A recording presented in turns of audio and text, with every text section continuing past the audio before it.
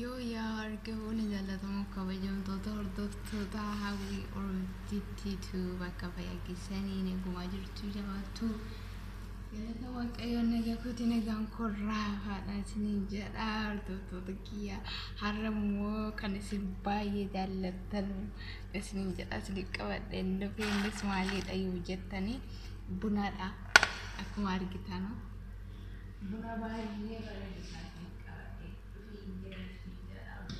Kia esa putih jechuudha isa sadii fuudhee isinitti maatiin isiniin jedha waliin fuudhee Kia buna baay'ee nama hawwatu bareedaa amma isinitti agarsiisuuf an deemaa isiniin jedha hordoftoota Kia kun akkuma agartanu jaanfala ani yoo baay'ee tokko hawweera amman qashiruudhaaf ani amma isa kana jechuudha. Isitti mul'ata eebbifamachiisuutiin qaba. Waggaa kana maskaramiidhaaf biyyatti galee ture. Muluun hin mul'atu. Hundi isaan mul'atu viidiyoo sababii viidiyoo iddoon kaa'uunaaf mijachuu dideedhaaf kana fakkaatan isiniin jedha hordoftoota kiyya. Akkuma agartan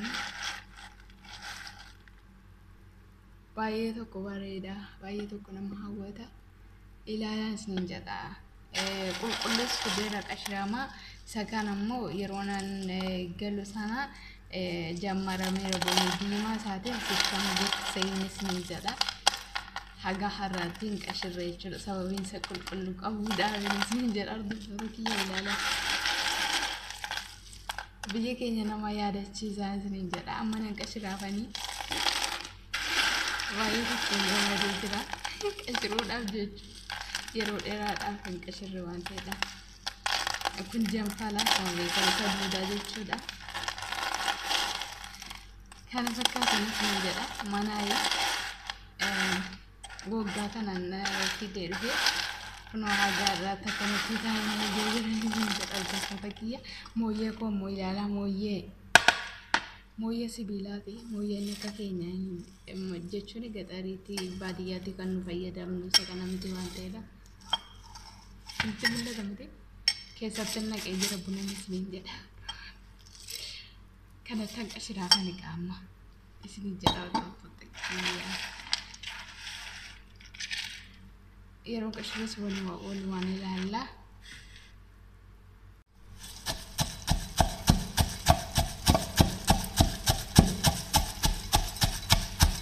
mooyyaa sammuu kaawwatu ta'e najalaan jajjabu ammas wajumaan ilaalla isin jedha hordoftoota homaan jedhu bareechee rukutaan jiraan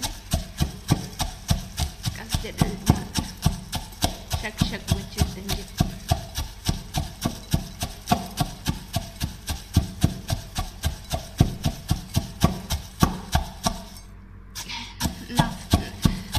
qashiramuutti jiraatti fakkaata najalaa dhangalaa jiru irratti fuudhatti arajaan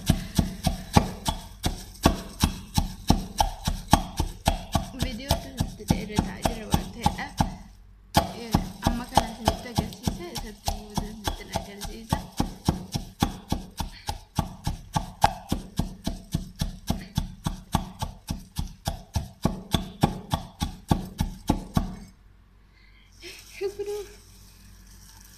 Akan dinatti tuleef bajartan biyya yaadadhee jira kunoo qashiruutti jira laa qashiramuutti jiran isiniin jedha nu ilaalaadha asirratti natti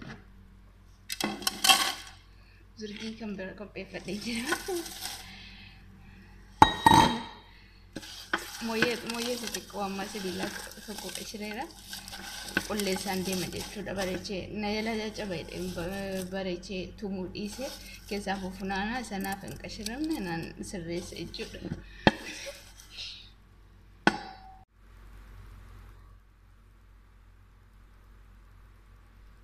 Nooti kan argitan isin jedha bareechee akka isiniif mul'atu amma viidiyoo hunduma isaa godhee isiniif qarratootan jira. No, isa kana amma qashiruudhaafanii isa kanas Hammuma hundumaa isaayyuu hammumaan qarshiidha jechuudha. Akka inni namatti miidhagu akka inni nama hawwatu biyya namaa yaadachiisudha. Baay'ee tokko natti toleera, baay'ee tokko gammadeera. Maqaa ishee dhaabbatiin jedha hordoftoota kiyya.